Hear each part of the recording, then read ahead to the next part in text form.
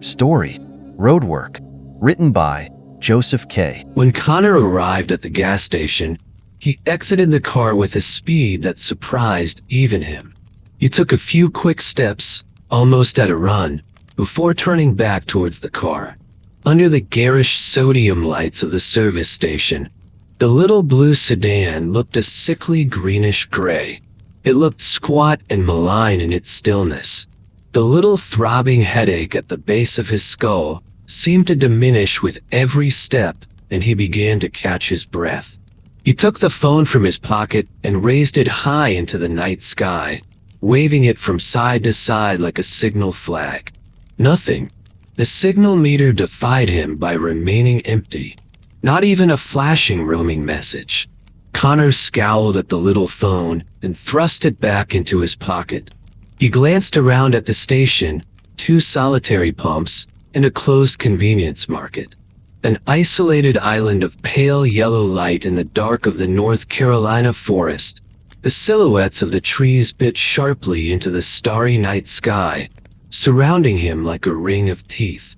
The grating hum of electricity mingled with the crackling of insects from the woods beyond, drifting in the warm summer night air. Jutting from the side of the shuttered market was a scraped and listing pay phone, its metal stalk visibly bent from some long-ago impact. Connor approached it, digging a quarter from his pocket and gripping the scarred plastic handset. For a moment, nothing happened, and the sense of isolation deepened, like the ground being pulled out from under him, and the panic returned. A series of quick clicks bit into his ear, and the dial tone chimed. His fingers felt numb as he dialed. Even at a few hours past midnight, Reynolds answered on the first ring. Yes? Reynolds' rolling baritone was silky and unmarred by the late hour. Who is this? SME. Connor.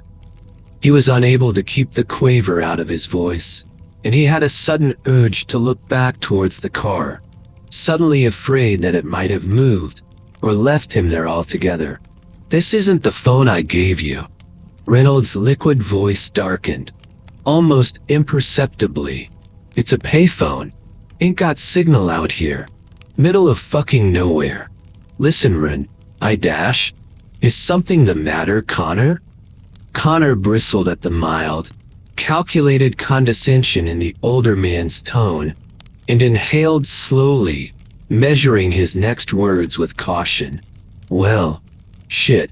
I don't rightly know, Rayon, but I got a real bad feeling about this. Where are you? Service station. Just got off the freeway. About to head south through Natahala. And what is the matter, Connor? Like I said, there's something fucked up about this one. Didn't like the guy I picked the car up from. Don't like whatever it is that's in the fucking truck. I know this sounds fucking stupid, but it's giving me a headache. I feel like I can smell it, but I know I can't. Something just feels rotten about it. I mean rotten. There was a long silence on the other end, and Connor knew that Reynolds was unmoved. Even as Connor said the words, he knew how stupid it sounded. Connor, the old man said at last, we've worked together for a long time. I like you, but you've never given a shit about what you deliver. What's the strangest thing I've had you carry? The heart. Connor answers without hesitation, seeing the white styrofoam cooler steaming with ice, strapped in the front seat like a baby's car seat. Yes. You also once delivered several pounds of heroin. Did you know that at the time? Not till after the fact. Because it's better that way, isn't it, Connor? Reynolds paused, the smooth rhythms of his voice already calming the younger man.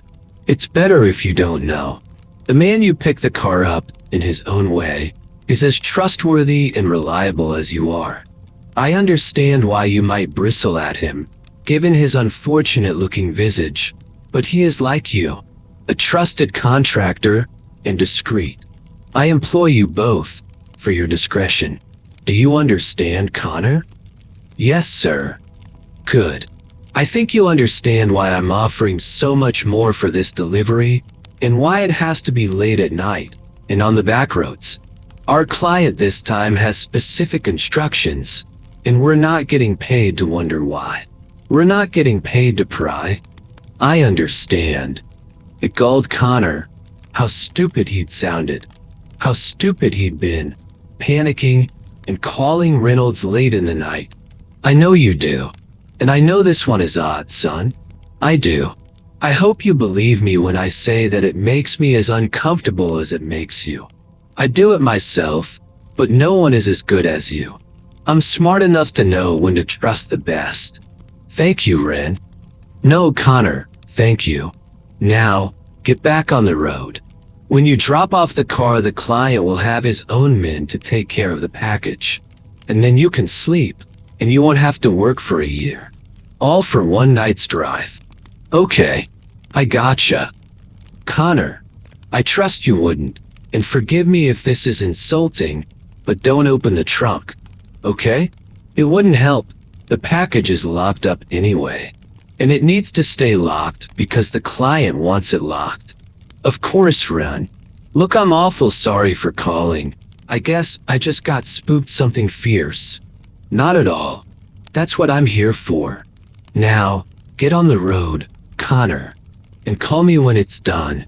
Reynolds hung up before Connor could reply, and he returned the handset to the cradle. Keys in hand, Connor returned to the car, driving himself forward even as his newfound confidence waned as he approached. The phantom odor, more like a memory of a scent than an actual smell, returned, something sweet and corrupt. As he turned the key to start the engine, the gentle pain in the back of his head returned, rising slowly. He gritted his teeth and pulled out of the service station. The Natahala National Forest closed around the two-lane road, and the darkness swallowed the service station behind him. Connor tried to focus on the destination, the route laid out, the starry sky outside. Anything but the trunk. It worked. For a few minutes, Connor's blood coursed with caffeine and a tiny dose of some high-grade speed, just enough to keep him awake, but still, after a half hour on the dark road, his eyes began to flutter. At first, they simply felt dry, and he batted his eyes to wet them, but they began to stay closed longer, seeming to stick at the zenith of each blink. The tires hit the yellow reflectors of the center line, and with a sick jolt of adrenaline, he realized he'd been drifting. Ahead, the headlights illuminated 100 yards of road and picked out reflectors for another 100. The glowing dots chased out in front of him like tracer bullets, outpacing the lit road and marking his path into the darkness. They curved upward ahead, signaling a rise in the road before it could be seen. Connor focused on the reflectors, letting them swim by him like the gentle dripping of water. He watched the phantom line of glowing points dip and rise with the road, and then, with numb disbelief, watched it whip upwards, above his line of sight, twisting skyward. Connor thought absurdly of a sharp upward rise, wondering if the car could take such a steep ascent. Then the line whipped like a snake, striking across the night sky, and his foot struck the brake with all the force that his terror could muster. The car slid to the right, and he corrected, pulling back onto the road and jerking to a halt. From the trunk there was a hollow and dull thumping noise, and Connor's heart surged. Ahead, the road was perfectly flat, the yellow reflecting lights fixed back in reality. With the car no longer in motion, Connor's guts sang to him to leave, to flee into the relative safety of the dark woods. His hands clutched the steering wheel, bloodless in their intensity. From the trunk came another small thud, and Connor's heart seemed to stop. Connor was out of the car before he knew it, the keys rattling in his grip. The fear had become something like a manic curiosity now. If he could simply see the thing in the trunk, he could move on. could start driving, could do another line and stay awake long enough to dump the fucking thing and just sleep. The trunk opened with greased efficiency. The smell caught him first. It was the phantom smell from before, but now it felt cloyingly real, clinging to his nostrils. Putrid meat, dead dog in the hot summer road, burst belly and cloudy-eyed rot. He gagged, choking on the intensity. When he blinked the tears from his eyes, he could see what was inside, but could not understand at first. Shiny emergency blankets, silvery on one side and gold on the other, reflecting the trunk's meager light, were wrapped loosely around a large, man-sized bundle. Connor's hands were peeling back the metallic sheets before he had time to think. The drive to know almost painful, even as his mind screamed what he already knew. He was carrying a fucking corpse. Beneath the first shining layer was a woolen army blanket, sodden in black and oily fluids. The smell was even stronger now. Connor debated, briefly, stopping there, but he reached out and peeled back the blackened sheet, feeling the wet fluids adhere to his slender fingers. The corpse was naked to the waist and horridly disfigured. One arm ended in a shredded stump, an unmistakable bruised and pierced field. A buckshot wound patterned the gray and sunken chest. The head was cracked open. One hand-sized chunk of skull, clotted and matted with thinning gray hair, lying next to it. Black and rotten teeth grimaced through a frozen rictus of pain. One dull, dark eye stared up at him. Around the neck was a black leather collar, cinched tight against the mottled gray skin. What looked like metallic wires in delicate filigree curved across the leather, tracing a circuit board-like design. At the clasp was a small metal box, where the wires met and joined, encircling a small green LED light that winked rhythmically. Connor stared, disbelieving for some time. The silent forests around him, and his eyes held fixed on the corpse, the dead hobo with an electric collar in the trunk. He wanted to be angry. He knew he should be terrified, but it simply didn't make sense, and he could muster no single emotion, despite the hundreds vying for release. The headache pulsed sharply, and it pushed him out of his trance, where he found himself staring off into the woods. He shut the trunk, after wrapping up the body and wiping off his hands. He found himself back in the driver's seat, staring ahead at the flat road, his breathing oddly calm. He was tired again, and the nameless dancing fear was far at the periphery. It was simple now. He had to deliver the car. That was all there was to it. He sped now, against his own rules and instincts, taking the forested roads with reckless velocity. Music cranked loud to hammer him awake. It didn't work. The drowsy fog seemed to tug harder at him now, and the ticking regularity of tall trees, and the rhythm of the white reflective paint on the road beat out a tattoo of hypnotic regularity. It was a while before he came to realize that the radio was no longer on. There was only the steady lulling white noise of the engine, the hiss of the tires peeling away from the asphalt, and the knocking from the trunk, a steady beat of impacts, sharp raps, fists on metal. Connor closed his eyes tight, grinding his teeth together. The headache took on a new pitch, a sudden sharpening, and a chill spread across his body. He pressed the accelerator as if he could speed himself bodily away from the trunk and its cargo, but he felt it speeding with him, pursuing him with a matched intensity. When he opened his eyes, his heart leaped into his throat. The forest was gone. He was on a 4-lane highway, but the terrain was foreign to him. He resisted the urge to stop sharp again, tried to quell the hammering in his chest, but he couldn't settle the panicked animal desperation. Everything was wrong. Despite the massive road, he was the only driver in either direction. There were no road signs, no mile markers. He'd lost time on the long drive before, but he always stayed on course, coming out of the trance precisely where he wanted to be. And he'd never been lost. Connor knew every thoroughfare and backwoods trail for 100 miles in every direction, but he could not tell where he was. The clock on the dashboard proclaimed that he'd lost mere minutes. He'd been a dozen miles from any road of this size. It's not fair, he thought, and then repeated it again, aloud.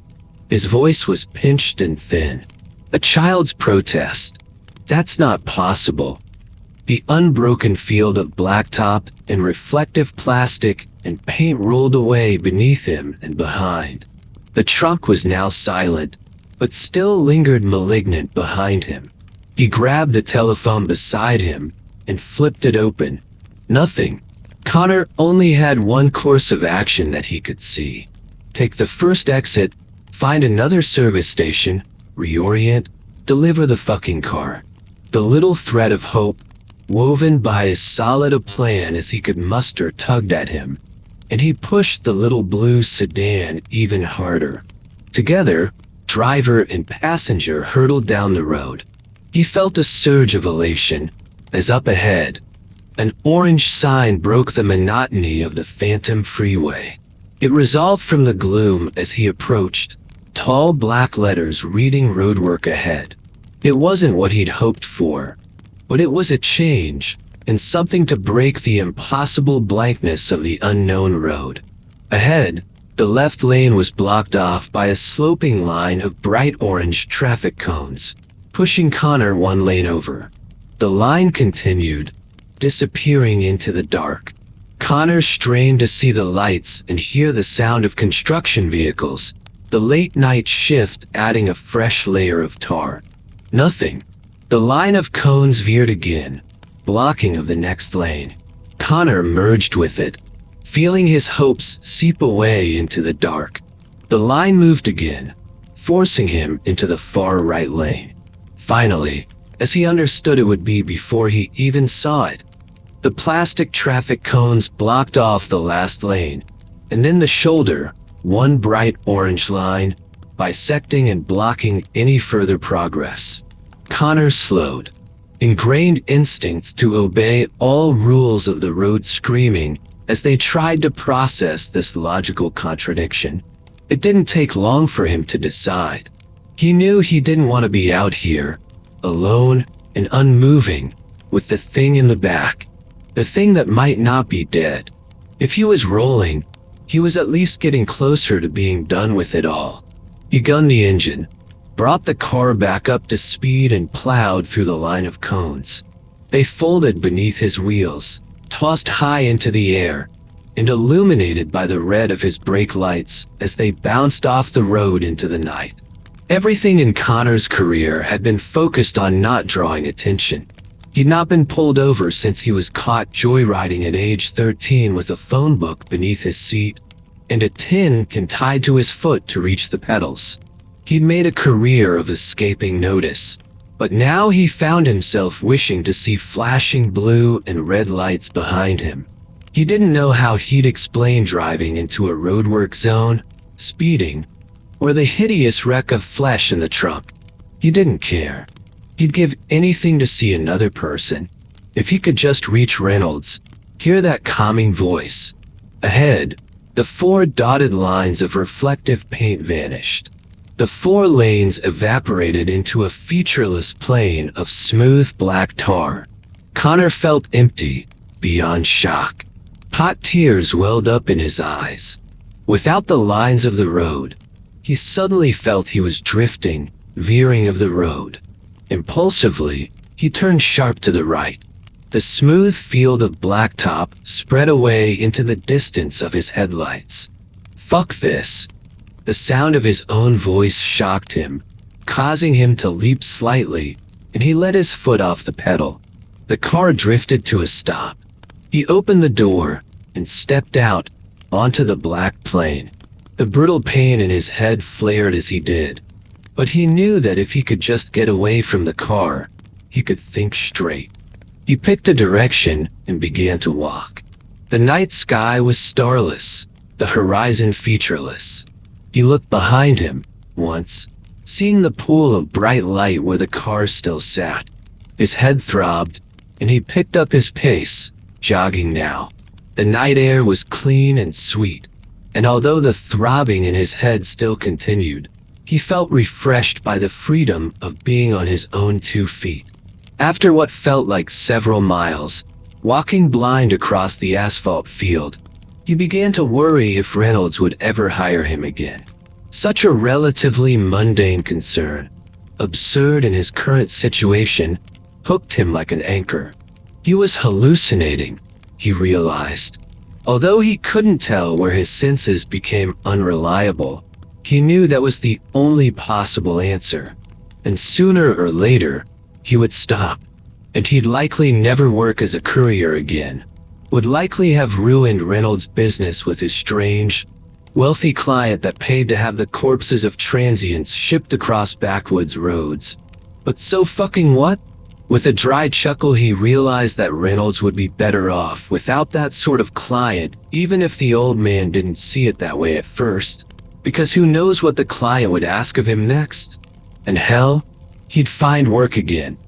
Even if he had to uproot and find a new backyard to get familiar with, because he was the best goddamn driver there was. Up ahead, he saw a light, a tiny deviation in the darkness, and he began to run, a smile spreading across his face. As he approached, the skin on the back of his neck seemed prickle, and the icy point of the headache pushed deeper. He knew what he was looking at, but he still couldn't accept it. It was the sound that made it real. The engine he heard first, then the other sounds, the chirping ring of his cell phone on the front seat, the bleeding of the car's open door alarm, and then at last, the steady tapping from the trunk. He didn't want to look at it, wanted to turn away and run off into the dark forever, rather than confront the car and its evil fucking cargo just a few feet in front of him when it should be miles away. He picked one errant thought out of the confused and desperate whirlwind of his mind. The phone. It was still ringing. He pressed in closer to the car, feeling its presence like a thick fog, blacker than the darkness around it. It seemed to yield to his incursion, allowing him in to shut off the engine and grab the phone. He clicked the phone open and pressed it to his ear, trying to ignore the noises from the trunk. "Hello?" he whispered into the receiver. "Connor." It was Reynolds' voice, but something was wrong. The sharp, precise diction, the smooth tone, some indefinable quality was gone. "Connor, listen to me." "Oh Jesus, Ren. I think I'm in a lot of trouble. Did you unlock the package?" "Fuck no, sir, but I don't think that matters. You have to check. As long as it's still locked, nothing else matters. I don't think I can look in there. I think it's still alive." "Connor, you must." Connor felt the heat rising in him again, the paralyzing anger at the absolute bullshit unfairness of it all, and he yowled wordlessly at the sky before shakily approaching the rear of the car. He slid the key in, fingers trembling uncontrollably, and swung the trunk open. The smell hit him, but it had changed. The rotted gave way to some predator musk that put Connor's hair on end.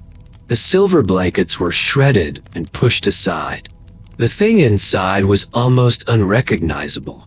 The shredded arm was now a thin and reedy limb, pink and newborn with 2 mini-jointed elbows. The buckshot wound was almost invisible, and Connor watched in horror as one of the few remaining holes disgorged a small lead ball before closing up around it. Both eyes stared out at Connor, one shrunken and glistening, but filled with malevolent light. It grinned, revealing not the black and rotted teeth he'd remembered, but a shark's grin. Connor found himself on his back, not remembering falling, scuttling feebly away from the car. The headache was suddenly gone, and a confusing flood of stimuli crashed against the beachhead of his senses. He was still in the woods. The car was pulled off to the side of the road. In the sudden, painless clarity, the broken parts of the last hours fell into place. He remembered opening the trunk that first time seeing the body. He remembered stripping the collar from the corpse, tossing it into the woods. He remembered wondering why he'd done it, even as his fingers closed around it. He remembered forgetting. He remembered wondering why he'd found himself staring off into the woods. He still couldn't find his footing, could only crawl away from the open trunk, the thing now rearing upward, silhouetted by the wan light of the trunk's single bulb. One of the two long limbs with the impossible joints slid out, a spider emerging from a drain. The phone was still in his hand, and he saw, without any real surprise, that it was still searching fruitlessly for a connection. He tossed it away, using his hands to pull himself upright. It was out now, crouched and waiting. Its dark eyes flickered in the moonlight. Connor raised himself slowly to unsteady feet. The thing mirrored him, extending to its full and horrid height. The bloody scraps of pants clinging to its pale and now unmarked frame, disgorged of its hideous cargo. The little car now looked like sanctuary, like hope, like freedom. But the thing stood between him and any chance of escape. It leaned forward toward him, the shark teeth glistening with spit. Connor began to laugh, a hopeless and mournful sound, his limbs locking in fear as it reached out for him, its spider-legged hands curling around his arms. Its touch was cold, and the knobby fingers felt like the tightening of vices. The thing laughed with him. Thanks for watching. Please like, share, and subscribe to listen to similar stories in future.